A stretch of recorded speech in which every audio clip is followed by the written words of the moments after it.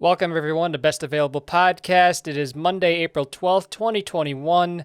And Matt, we talked about last month how we had a lot of great sports ahead of us, and that kind of stretch is now over, unfortunately. March Madness is officially over, the Masters is done.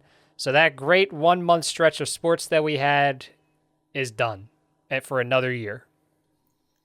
Yeah, no, we're gonna hit a little slow period for sports. But it's gonna pick back up in a couple of weeks. You get the draft going, you get the WNBA going. Soccer, both men's and women's getting going. So this week going to be a little bit of a soft week for sports, but you got the NHL trade deadline, you got a couple other things going on. So yeah, it was a great run, Ryan. I will say that. Ended with Jim Nance at the Masters is a great way to cap off a nice month-long run for sporting events. So we're going to get into a lot of fun stuff today. Of course, we will talk about the Masters. We'll talk about Major League Baseball. We'll talk about my continued foray into Star Wars. I have watched episode number 3, so now I've watched 3 episodes, all the prequels. So we'll talk about that in a little bit. Our condolences to Dante Wright. We don't know why this still happens in this country, but I wanted to make sure we got that out there. So let's talk about the Masters really quickly. We named about 20 different guys last week, Matt, and none of them won. Some of them got cut before the weekend, before moving day.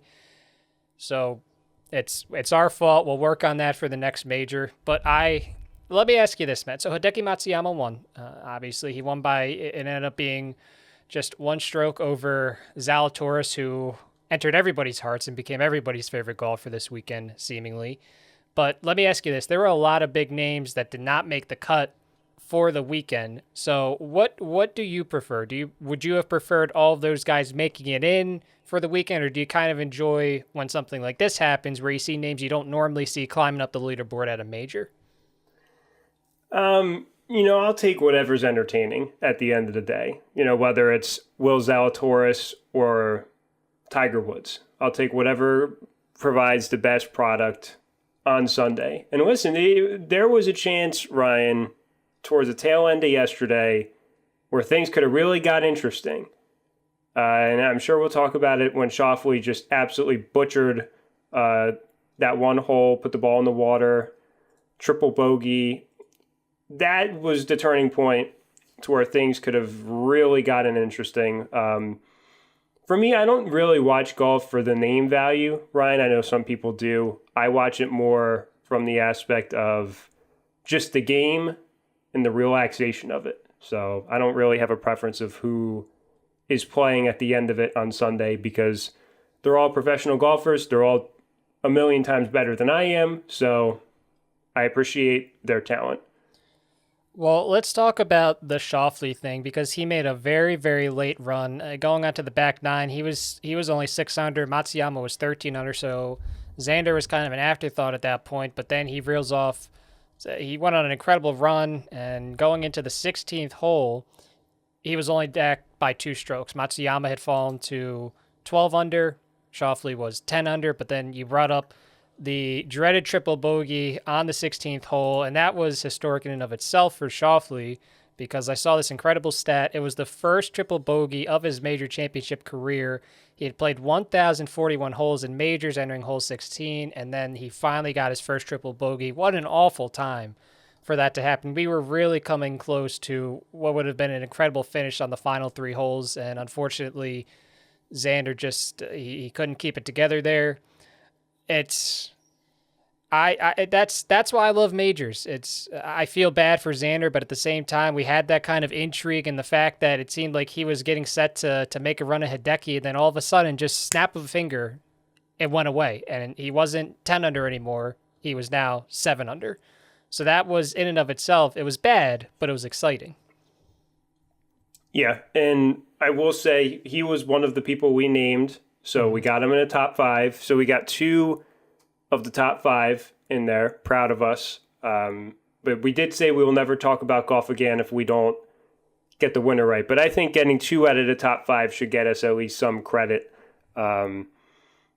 Listen, at the end of the day, that was the turning point. And we've seen collapses like that before. We've seen that probably more so from the guys that are in the lead as opposed to the guys that are making the push. I mean, there's a stretch, Ryan, I guess it was 4 straight birdies, right? Or 6 on the back 9 coming into that or something. And it was just out of nowhere. And there was other guys making shots like that, putting it into the water, but just as you mentioned, poorly timed triple bogey for sure. And after that, I mean, I don't think Matsuyama really even wavered at any point. I mean, sure, the lead kind of shrunk a little bit, but I mean, his poise never really faltered. He still approached everything the same way, and I was pretty confident in him pretty much the entire day. I mean, even when Schauffele was making a late push, it really didn't seem like anyone was really going to get over that second hump and get to him. We saw a couple guys make a late push, get over the first hump, but no one really challenged him enough. And again, it was a one-stroke victory, but at the same time, I thought he was kind of in control for a majority of it. I personally got worried about him on the first tee. I think it's something that we can all kind of relate to. You get up there, and then you just slice it into the woods right off the first tee box. And I was like, oh, I really hope this isn't that kind of afternoon for him, because I like Hideki. I think a lot of people kind of forget that back in 2016, early 2017, he was really high up on the world golf leaderboard. Like, he was one of the best golfers in the world there for a time. Then he kind of fell back down a little bit, but he always kind of kept himself in contention here and there. So I was really happy that he was able to, as you said, outside of that, he was pretty much in control for the rest of the afternoon. And I was just really happy for him. It's got to be so nerve-wracking. I mean, a lot of these guys, you're playing in a major tournament, and winning the Masters comes with a lot of perks. Not only that, Hideki's playing for an entire country. He's playing to become not only the first Japanese Masters winner, but the first Japanese men's major winner. So I was really happy for him that he said he got things under control. I mean, after that bogey, he came right back. He got a birdie on hole number 2. So he didn't let that phase him. He did miss that putt there at the end, but he had 2 putts to win, so that was okay. And I was just really happy. You could tell that it meant a lot to him. I loved that thing that his caddy did on the 18th green when he bowed to the course. I thought that was really neat. So I was really happy for Hideki, and I hope that he's in contention for a while here, because it seems he is a really great guy, it seems like. Well, yeah, and people on the broadcast were also talking about the impact it has on the global scale. As you mentioned, him representing basically a whole country. And we see this in pretty much every major sport, trying to grow the sport, right? You see, and I'm going to bring this point back, but you see, Major League Baseball, like every professional sports league is playing games in other countries. They have, invested kind of interest in other countries to develop and grow the game worldwide. And golf, we're seeing a lot more guys like this that are, and it's always been more of an international sport when you compare it to some of the others that we have here in the States. But I mean, as you mentioned, him representing basically the whole country there and becoming the first Masters winner from Japan, it's really cool to see. And people on CBS were very optimistic about the future too, of getting in more people from different regions of the world. And that's got to be exciting too, and exciting as a golf fan to see, different styles of golf come into play, different, just new names. So, and two, he's not a new name either. You mentioned it too. He was really, really good when we were in college, and he's always been good. But, we talked about Jordan Spieth last week. He was really good and kind of fell back, and he made a nice little run this weekend too. So golf, more so than other sports, you fluctuate a lot from top to the middle of the pack. Yeah, I think you make a good point about the global scale, because someone asked Hideki, I saw this, I forget where I read it, like, oh, who are your favorite athletes kind of growing up? Who kind of inspired you? Like, he didn't really name any golfers. Like, he says his favorite athletes nowadays that he loves to watch, like Yu Darvish, Shohei Ohtani, like, they're all baseball players. So hopefully now kids that are kind of younger, not just Japan, but as you said, other countries, they can kind of say, if they ever get to this point, oh yeah, Hideki being, an inspiration to me, just seeing that someone from a country that didn't have a lot of success in this sport, he finally overcame that hurdle. hopefully he's able to inspire a lot of people. I'm sure he will be because it was a great story. I will say, when he gets the green jacket afterwards, I felt bad for Dustin Johnson. I told my dad when that thing was going on, especially because he didn't even make the cut and he still had to hang around for 2 more days. Like I would, this is just me personally. Like I'm not, obviously I'm not a good person.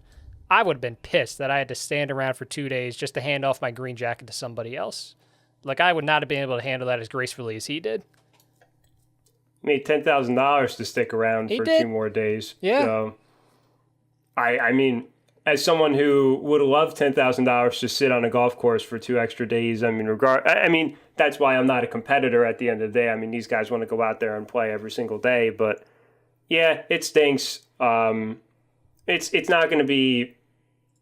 It's more frequent for him to make the cut than miss the cut, so I'm not really worried about him. It does stink, but you did make 5 figures to hang around, so I'm not really feeling as bad for him because he's still making money to hang around. So it was a fun Masters. As you said, Spieth did make a late run. He ends up finishing tied for third, which is good for him. He's really had a great 2021. We kept asking, is he back? Last episode we said it seemed like he's back. Now he's finished third at the Masters. Hopefully he can keep it going because we keep saying golf is great when Jordan's great. I'll give credit to Brooks Koepka for he obviously didn't put on a great performance, but given the circumstances he was dealing with, I thought it was impressive what he did, especially on a course like Augusta. Hideki Matsuyama, your Masters winner. The next major is actually coming up pretty quickly. It'll be next month in May.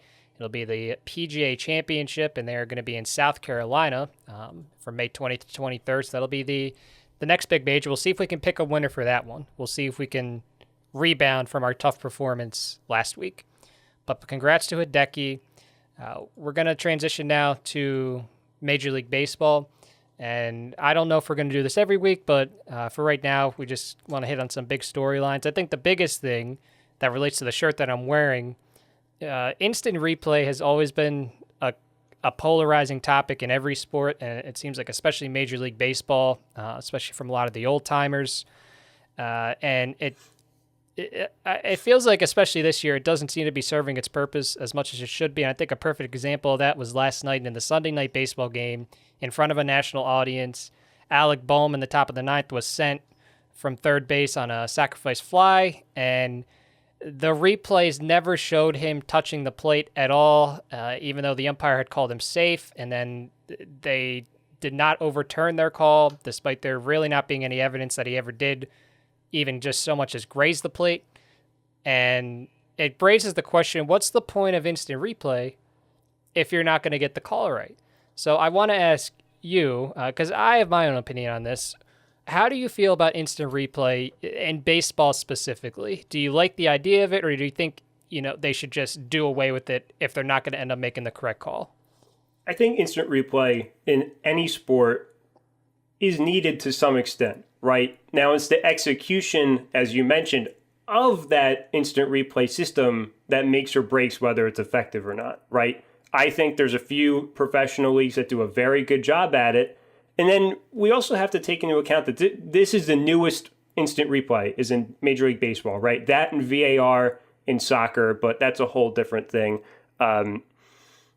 I had my own gripe with instant replay this week, Ryan, not to the biggest extent that, Atlanta Braves fans had. I mean, there was an instance with the Red Sox, I think Wednesday, when they spent close to 10 minutes reviewing whether or not a ball was interfered with a fan. 10 minutes, Ryan. Between that, having to go over there. So I think the system, while it's new, I think there still needs to be some kind of refinement to it. Because you look at the angle that the home plate umpire had last night, Ryan, wasn't an optimal angle to make a correct call on that, right? We could both agree that's going to be tough to get clear evidence. So that's why you have the replay. Great, right? You go there, and there's no evidence, as you mentioned, to say that Boehm touched it. Now, if you don't have any, there's no conclusive evidence one way or the other, but you don't see him touch the plate at all, you got to go with that call. So I don't understand why in baseball there's so many calls having either wrong or the review times have been just so long, right? I mean, I would think in college basketball also took a big hit for this too. If you remember in the Big Ten tournament, there's a couple games that went down to the wire, and there's a lot of long reviews. But I think I'll give Major League Baseball a pass in the sense that it's somewhat new, this process, somewhat new compared to how long this league has been going on for. But there's got to be something fixed here because there's too many mistakes still happening. For a sport that's hell-bent on fixing their pace of play issues, which, as it is, I don't think you're ever going to fix baseball's pace of play issues outside of making games not 9 innings anymore. I don't think you're ever... baseball itself is just... It's not for everybody, which is fine, but I don't think you're ever going to fix the pace of play the way that Banford and everyone else seems to want to. But if you do want to, you can't have these replays taking upwards of 10 minutes. That's what drives people away. It's not the fact that a batter might step out for a few seconds to adjust his batting gloves, that they have to sit there for 10 minutes while these people just have the headsets on, while people in Secaucus try to figure out, is this, That's what drives people away. That's what makes people change the channel. I do think you also brought up a good point on it. So I want to go back to something else that happened earlier in the Phillies season. There was a close play at third base, and so they had to go to replay for that, which also took a while. I don't know why you kind of brought it up. I don't know why we don't have cameras positioned at like the most optimal possible angles at this point. Like, you'd think there would have been one camera angled directly facing, from third base to second base, because that would have been the easiest way to make the call. And yet, for whatever reason, it doesn't exist. So we have to go with these suboptimal angles where you can't really see, did he get there? Did he not get there? Did the tag get in? This or that? I don't know why, if we're going to do instant replay, as you said, it's new, relatively, but if we're going to do it, it's Major League Baseball. They're a billion-dollar organization. You're telling me that we can't just put in the resources to make this thing the best that it can be? Like, that's what I have an issue with. If you're going to do it correctly. Don't half-ass it like it seems like they're doing. But also remember... I want to make... I'm sorry to cut you off. I get it. Like, I'm not trying to insult people. Like, I know replay, it's a difficult job, this and that, but, like, if we're going to do it, we got to do this 100% correct. Yeah, so... One thing I remember with baseball too, outside of football, and you could correct me if you think, another sport kind of like outside the NFL, Major League Baseball has the most camera angles for a broadcast. Would you agree with that statement? Yeah. In terms of sports itself, the most camera angles you're going to get outside of football are with baseball. Outside of the NBA Finals maybe, or the Stanley Cup Final, like for a regular season game.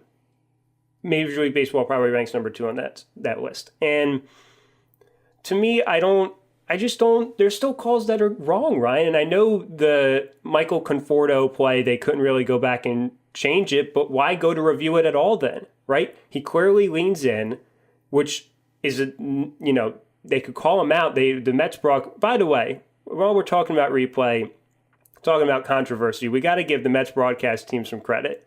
Because most baseball broadcast teams would be homers and just not really call out Conforto for what he did. But even that, you go to replay and you clearly see that he's leaning in, and then nothing happens. They just confirm that they confirmed their own mistake. I said it in our group chat. So I think you got to revisit the process at some point, whether it be at like the All-Star break or after this season. I don't really know the logistics of instant replay. But I see almost every other night, Ryan, someone from some fan base is upset about a replay review. Would you agree with that? It happens like at least once a week where there's an incident.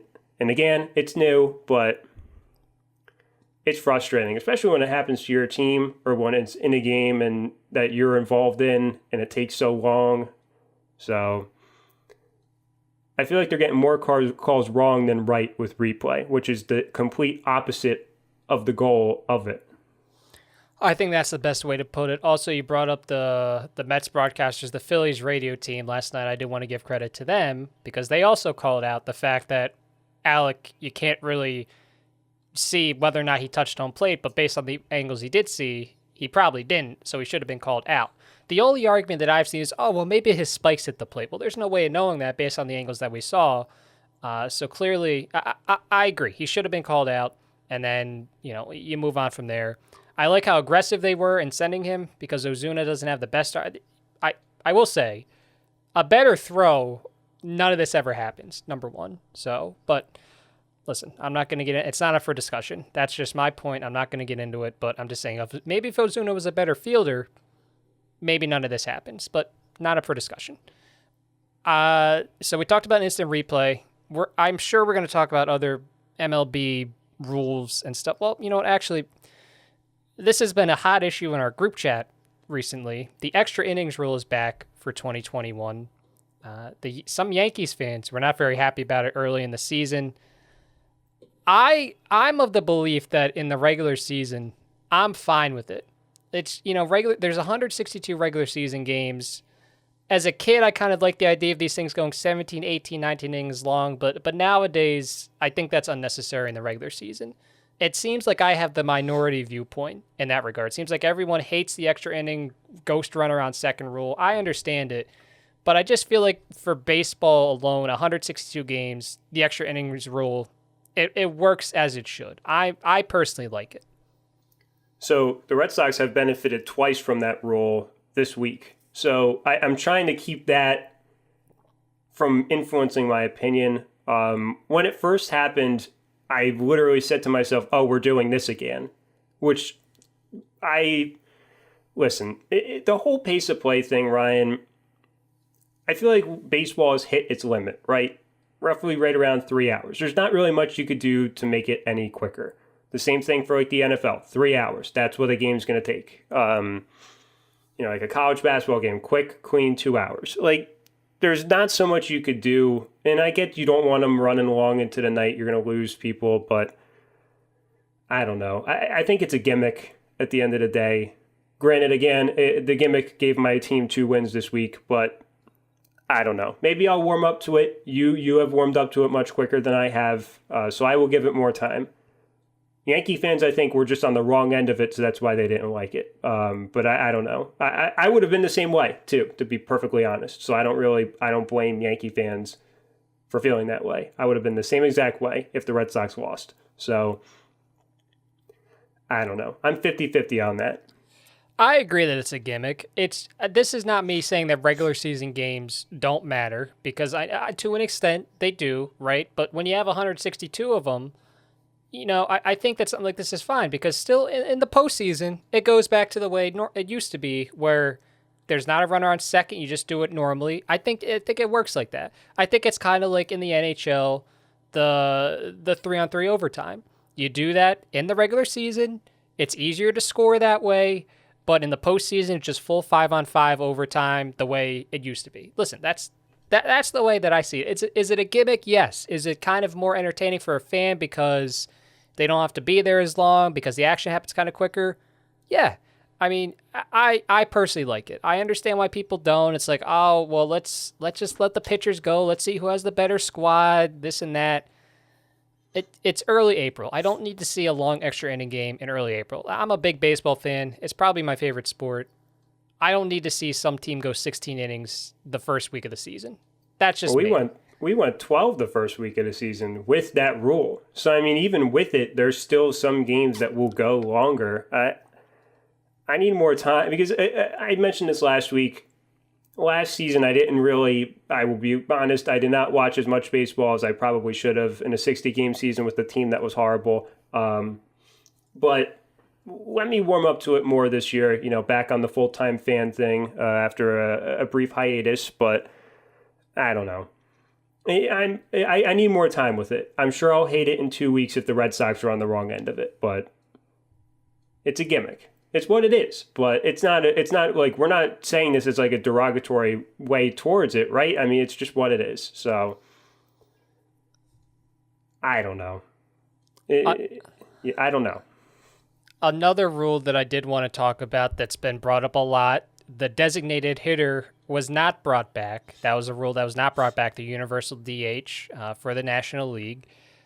I have to say, from the perspective of someone that's been a National League fan my entire life, I was vehemently against the designated hitter. I thought that it took out all the strategy. I thought that would make the games less interesting, less intriguing.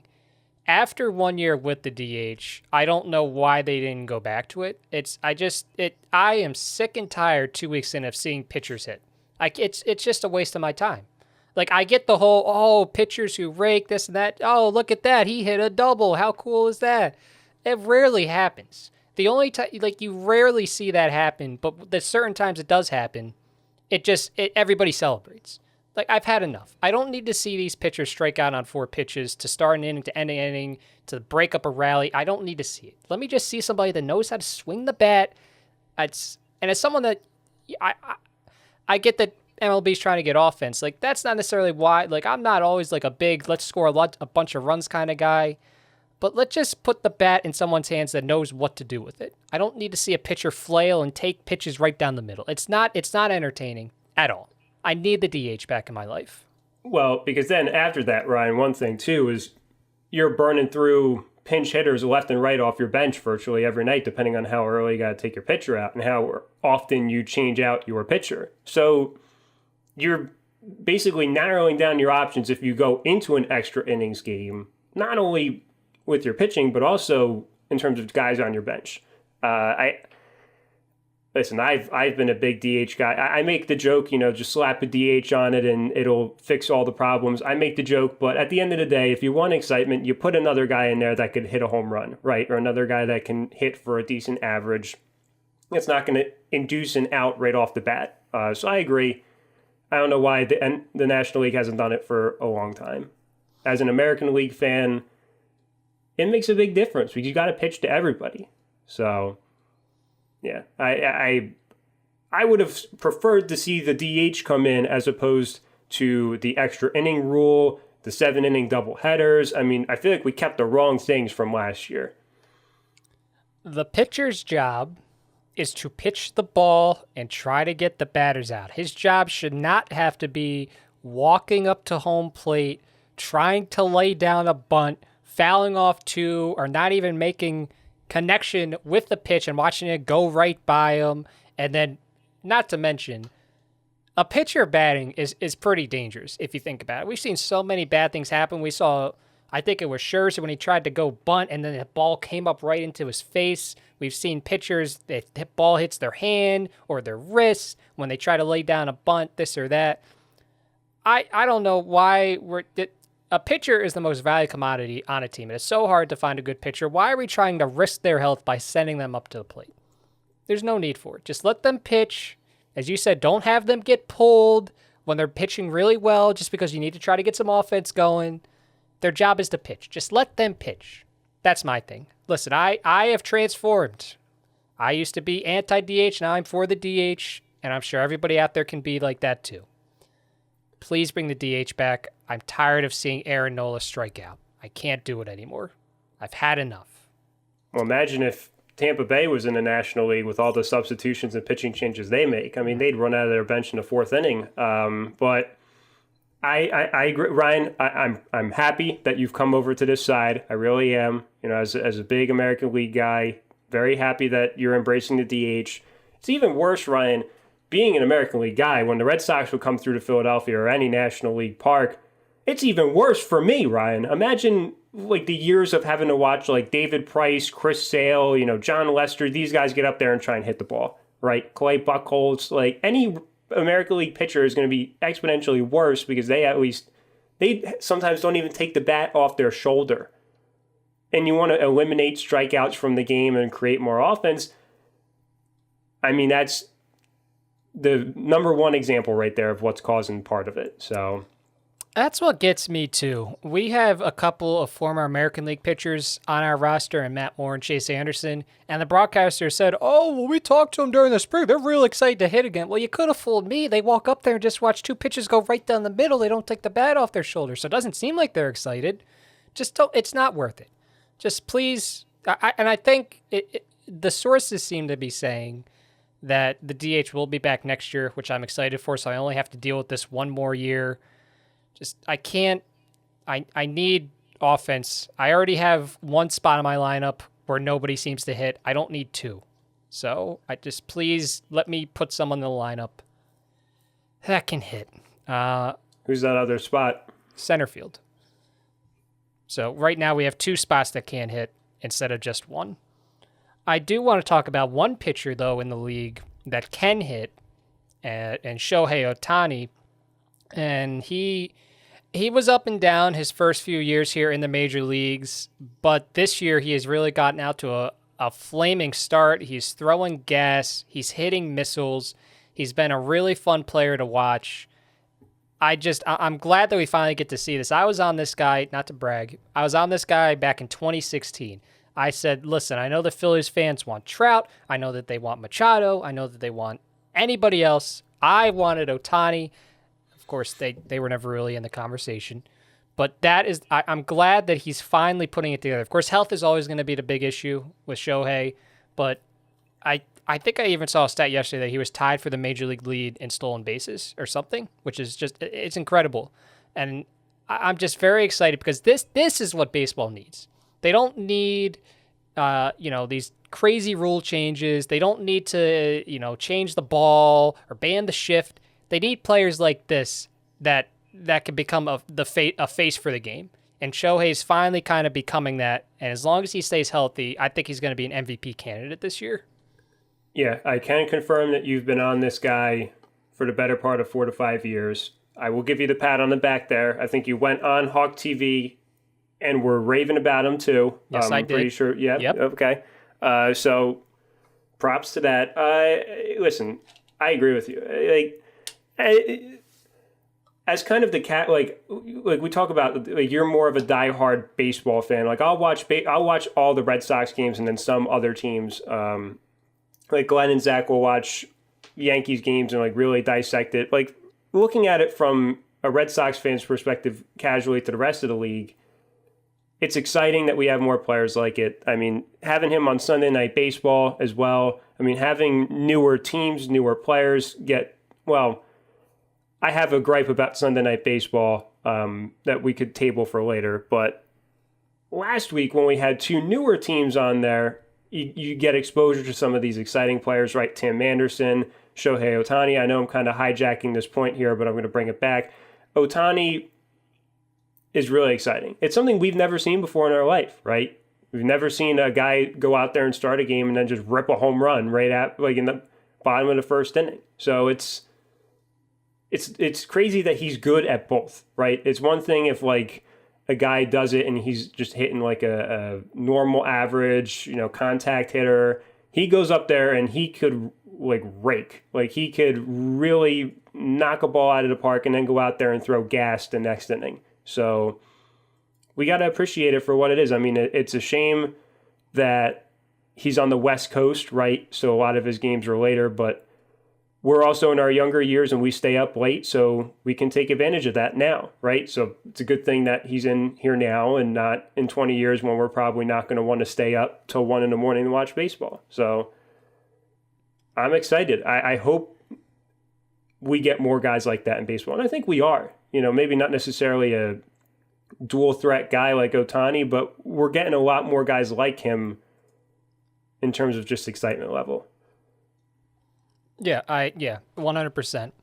In terms of Major League Baseball, the Padres finally got a no-hitter, which I feel it doesn't seem like it's been talked about a lot, which I kind of get because it happened late night West Coast, but Joe Musgrove finally gave the Padres a no-hitter, which was cool to see. I don't know. Have you seen a lot about it? I mean, I saw some social media posts, but it just seems like whenever there used to be a no-hitter, there'd be a bunch of like aplomb and celebration and stuff. I feel like I haven't heard anything about this at all. I think part of it is they're competing with draft coverage, competing with 2 other leagues going on right now, the Masters. So I think it was just a very poorly timed no-hitter. But I did see a lot about it on Twitter, not so much on TV. But imagine what it's like to be a Pirates fan and see that, right? Joe Musgrove throwing a no-hitter, seeing all your other guys that used to play for you go out there and throw really well and have success elsewhere. I mean, I saw some graphic of all the former Pirates pitchers that are now elsewhere, and imagine what it's like to be a Pittsburgh Pirates fan. It's not great. I mean, Cole, Glasnow, Musgrove, that's a pretty enviable top 3. And it's The Pirates are an embarrassment to professional sports right now. Another embarrassment to professional sports are the Buffalo Sabres. And we don't talk about hockey a lot, but it is the trade deadline today. It's actually passed since we started recording this. It was at 3 p.m. Eastern. It's now 3:37. So it seems like the deadline is about over. There weren't a lot of big names traded this time around, but well, it seems like we do have some trades still trickling in. The biggest trade, though, was one that your team made, the Bruins, and they were able to get who most people thought was the best option on the trade market in Taylor Hall. And they got him for a big price. They got him for Anders Bjork and a second-round pick, and that was it. I had to do a double take to make sure that there was nothing else, but that was all that it was. And not only that, Buffalo is retaining 50% of Taylor Hall's contract. So, Matt, instant analysis. You gotta. I think he's a really good winger for absolutely nothing. So, how you feeling? Well, Ryan, I mean, regardless of how good he is, I mean, the fact that we got him for absolutely nothing is great in itself. A guy who, right after the trade, openly expressed interest to stay long-term in Boston. Love to hear that right off the bat. Someone who we kind of need, and someone... Don Sweeney's been criticized a lot, partially by me, and a lot of the fan base for not really making the big move at the deadline or in the offseason, kind of keeping the same guys around. And he went, I think he recognizes that this window isn't going to be around forever. You're competing with a bunch of teams now in this realigned division to get them for absolutely nothing. I mean, talk about fleecing a team, not even a first-round pick, Ryan, for a guy of his caliber. And I looked at his stats in Buffalo. I think that's more indicative of the Sabres as opposed to Taylor Hall, as you mentioned to me before we started recording. I mean, I think he's going to be a great addition. I'm excited. I was more surprised that it happened closer to 24 hours before the deadline. I mean, at least 10 to 15 hours before the deadline it happened. They didn't. Someone made the point on Twitter, you don't sleep on it. You just did it right away kind of thing if you're Buffalo. It's a very, very, very bad look for them. Taylor Hall, I got to give the guy credit because he played this perfectly. He did exactly what he needed to do. He signed a big money contract with a historically bad team with a no trade clause. The Sabres, as expected, were not good because they never are. And so Taylor Hall said, listen, I don't want to be here anymore. I want to be traded. Well, you got a no trade clause, so you can kind of control where you get traded. So he could just wait until a contender popped up like Boston, where I'm sure he's going to enjoy playing. And now you get to play with the team that you wanted to play with, a good contender, and that team didn't have to lose anything to get you there in the first place. So congratulations to Taylor Hall for playing the system. I think incredible job by him. I don't get what the Sabres are doing. I don't know when they're going to turn it around. I admit I've been a little high on the Sabres for the better part of 3 years. It really hasn't come together yet. Maybe next year I'll be correct. Probably not. But congratulations on getting Taylor Hall. I think he was. I've looked at some of the statistics.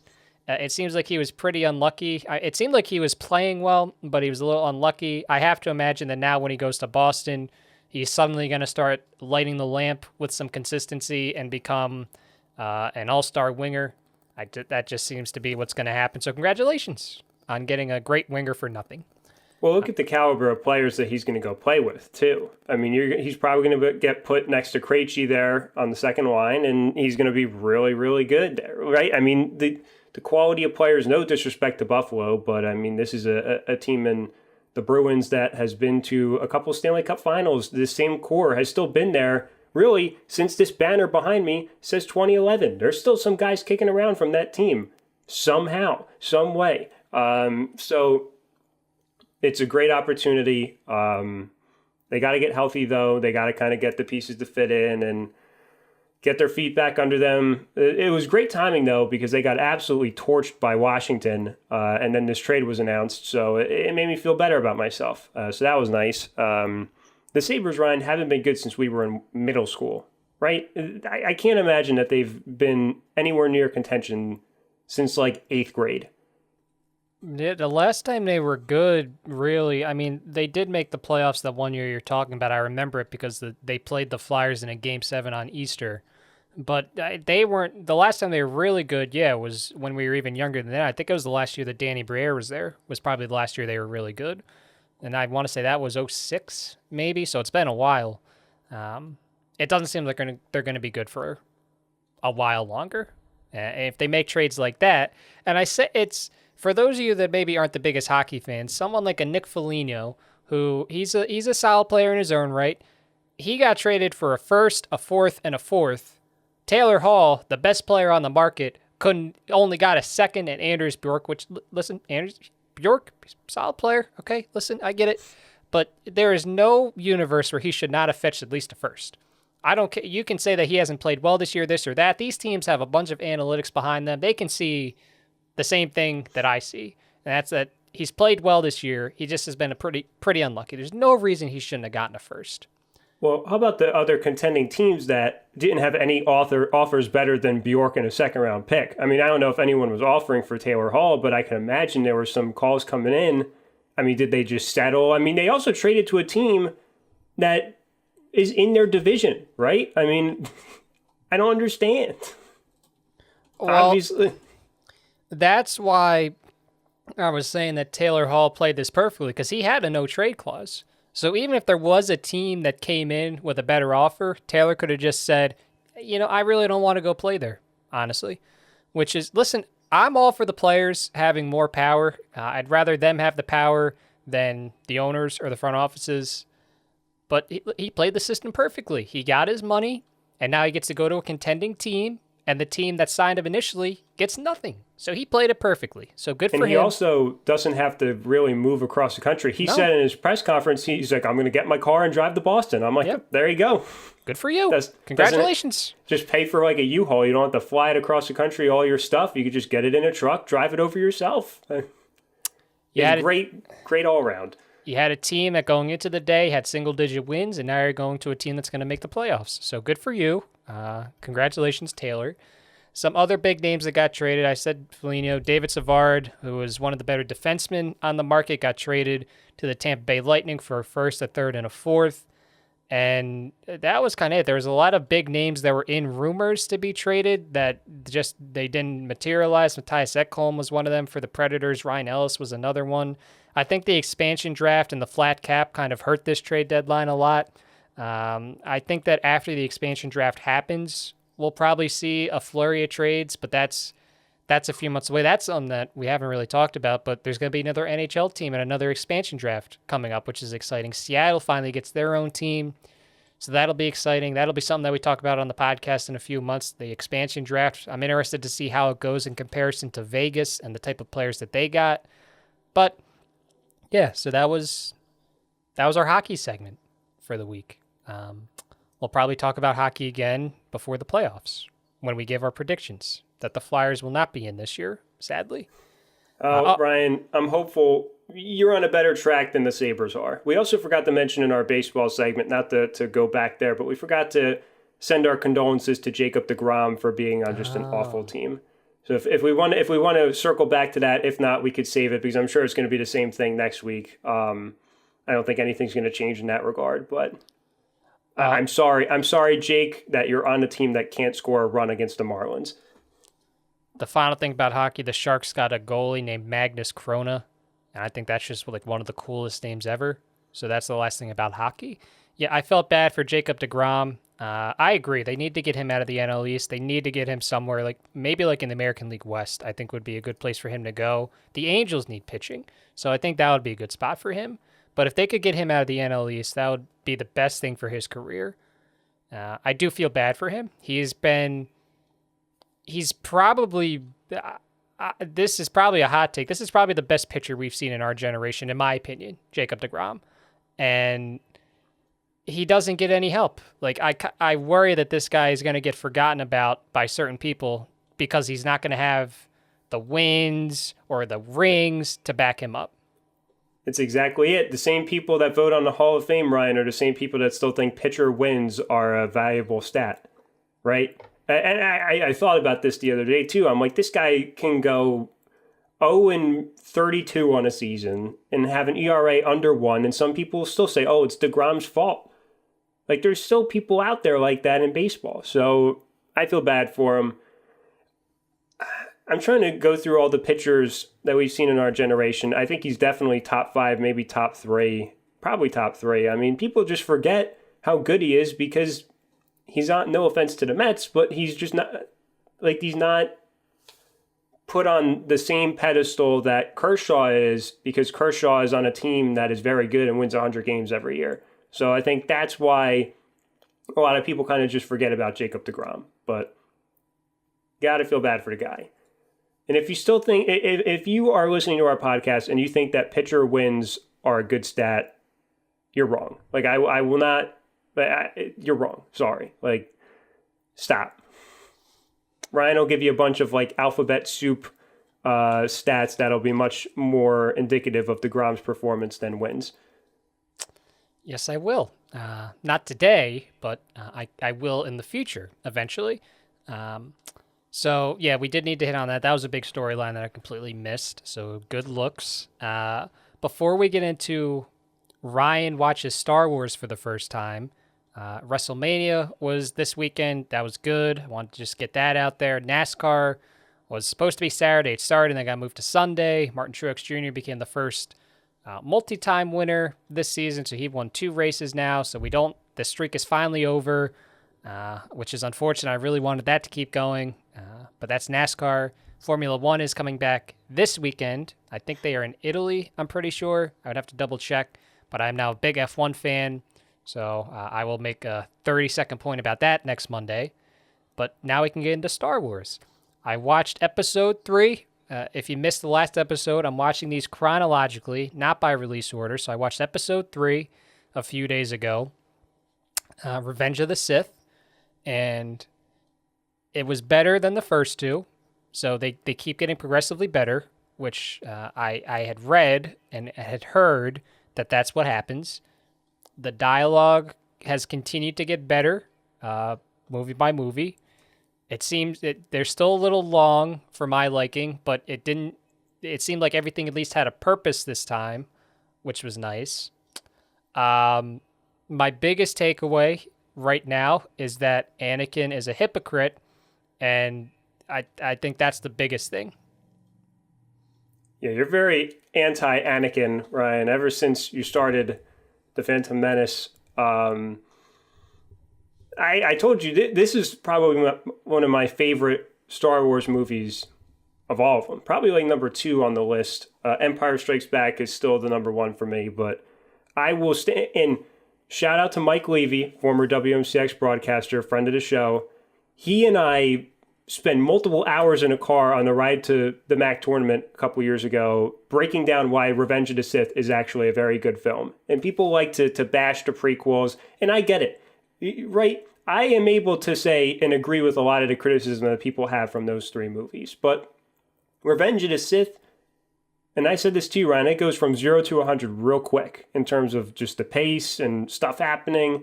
I like that movie a lot more than most people do in the Star Wars fan base, and I will stand by that take as long as I need to. It did start quickly because Count Dooku was killed very early on. I was like, wow, I think that was only like 20 minutes into the movie, and there was still obviously about 2 hours left. So I was excited to see what the other 2 hours were going to be like if that happened 20 minutes in. And there was a lot that went on, for sure. Unfortunately, spoilers, if you still haven't figured that out by this point, the senator, unfortunately, or / queen, passed away because of Anakin. So that was another strike against Anakin. He killed a bunch of kids. I didn't like that. I thought that was a little too much. I don't think we need to be doing that. and now he has become Darth Vader. So I obviously knew of the famous line, which is why I watched these chronologically, because I already knew basically that happened, but I didn't really know what led to that. So that was an interesting plot line. I'm sure eventually I'm gonna see some plot holes based on these first three prequels that are gonna upset me that we can talk about. But yeah, I think that it was the best movie of the first three that I've watched. I will say that. So I will say there are still some unexplained plot holes, not just in the prequels, in all 9 films. And that's just part of the way of how they released it, is kind of where it comes from, partially, right? That's just, and part of it was the writing too. Do you remember the commercial that Natalie Portman did for like the perfume when she's like, "What would you do for love?" That's what, and then the meme is like, Anakin would just, kill everyone in a Jedi temple for love, which is like just him going crazy, which is basically Revenge of the Sith is what it is Anakin going crazy. I will say, Ryan, what were your opinions on General Grievous? He's a very popular character in the Star Wars fan base. He what are your thoughts? I need to. When you watch him in the Clone Wars series, the animated series, they delve into him a lot more. So he was kind of like in a way to sell more stuff, right? Because he's got the 4 lightsabers in the forearms. Spoiler alert. So you see the money grab there, but he also becomes an interesting character when you go into like the comics, the books, the animated series. Glenn will make fun of me for saying that I do the books, comics, and animated series, but I do. But yeah, what are your thoughts? I feel like you're very anti General Grievous. He wasn't my favorite character, certainly. I am probably on the anti side. I mean, I'll be honest, I don't really like anybody right now. I think the Jedi Order has a lot of issues within them. I think that's pretty toxic. That's initially I was like, okay, I kind of see where Anakin's coming from. I kind of get it. Maybe you're trying to, you don't like that, so you want to be your own person. I get that, but then he became toxic too. I don't. I think everybody in this movie is messed up. I don't like anybody at this point. But what about Obi-Wan though? I mean, Ewan McGregor is the best actor in this entire thing though. He saves the prequels. Fan favorite. Because he's part of the wider Jedi Order. I kind of have an issue with him still. He's the best. He is one of the best characters. He's one of my favorites. But I still have some issues, and I hope that eventually they'll get rectified. Probably not, but yeah, there's not a lot of people, I realized. Chewbacca was cool. I saw Chewbacca for the first time, so that little Easter egg. Yeah, little Easter egg for the next movie. It was a very nice touch. One thing on the Jedi Order, Ryan, I do agree. Talk about hypocrites and just not a great setup. Our very own David Robson wrote an article some point last year about it. So I'm interested to see your take on what he wrote after you get through all 9 movies. I can't remember if he has any spoilers for you, so don't read it yet, Ryan. But if you have seen all the movies, go check it out. It's somewhere on our website. But yeah, I agree with that take about the Jedi Order. Do you agree with me? My take last week that Count Dooku is massively underutilized in those 2 films, 2 and 3. Yeah, I would say so. I thought that was something that stuck out to me. By the way, the title of this article, in case anybody wants to read it, is "The Jedi: The True Villains of Star Wars." I haven't read it. I'm not going to read until I'm done, but I will say through 3 movies, I kind of agree with the title. That I'm not a big fan of the Jedi. Yoda's cool, but the other guys I'm not really big fans of. Yeah, he's 100% correct. You won't really see it the first three that you've already seen, Ryan, is where it's most prevalent. I mean, there's some little shades of it through the rest of it, but that's where a lot of it comes in, especially in Revenge of the Sith.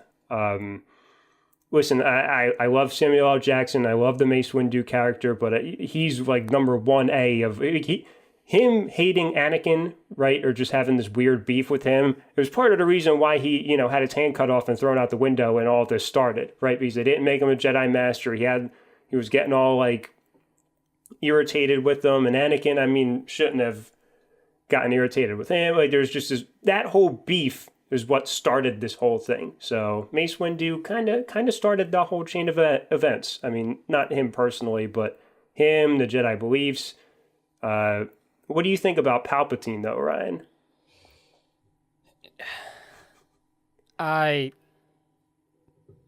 Because he was playing it from behind the scenes. So on the outside of the movie, when you sit and you're like, oh well, the beef between Anakin and Mace Windu was what kind of caused Anakin to start getting, easily manipulated. But if you go back to the first movie, do you remember when Qui-Gon's funeral happened and they were talking about the threat, the second Sith Lord? Do you remember when they panned over to him? Do you remember that? It's a little Easter egg there if you go back and watch that. Then in the second movie, one of my favorite, and I'm going to sound like a TV connoisseur here, or a movie connoisseur, the cinematography of when Dooku comes back to Coruscant, right? The imagery of it, the red, he goes into like this little palace in like this industrial yard, and there's, Palpatine, spoiler alert.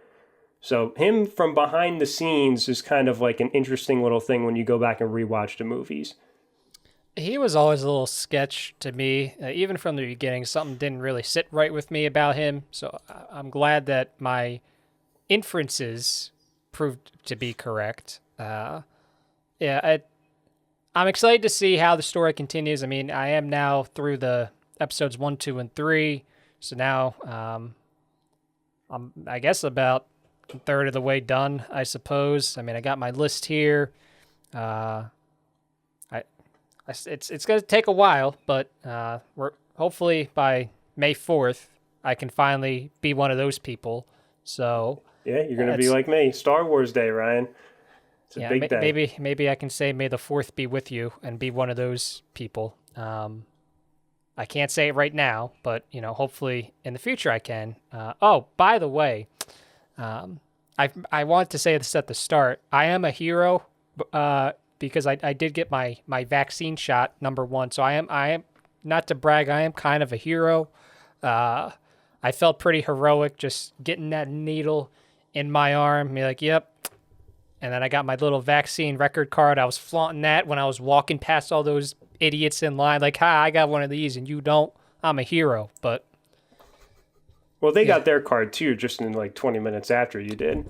Well, they didn't have it at the time, though. I mean, I was pretty heroic before they were. So I will say, get it if you have the opportunity. That made my entire week last week when I got the email in my inbox that said you are now eligible to schedule your vaccine appointment. So that was exciting. I had some arm pain. I got it in my left arm.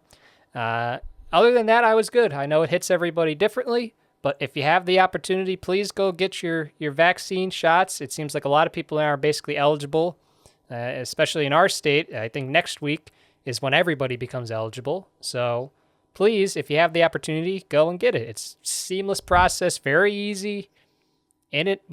Maybe not in and out depending on what time you go, but it's still relatively quick, and you'll be a lot better off for it.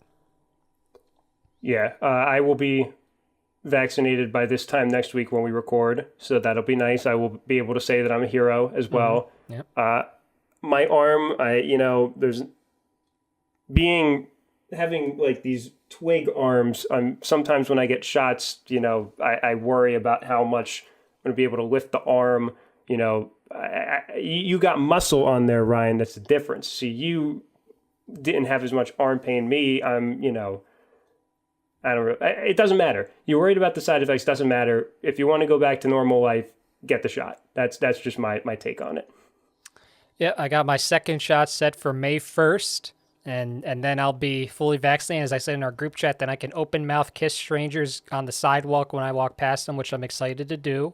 And we did get medical analysis on that too. Yes. Zach Cosenza, our resident medical genius, said that I could, in fact, if I was fully vaccinated, open mouth kiss strangers on the sidewalk. So I'm excited to test that theory out. I'll report back in May if that actually works.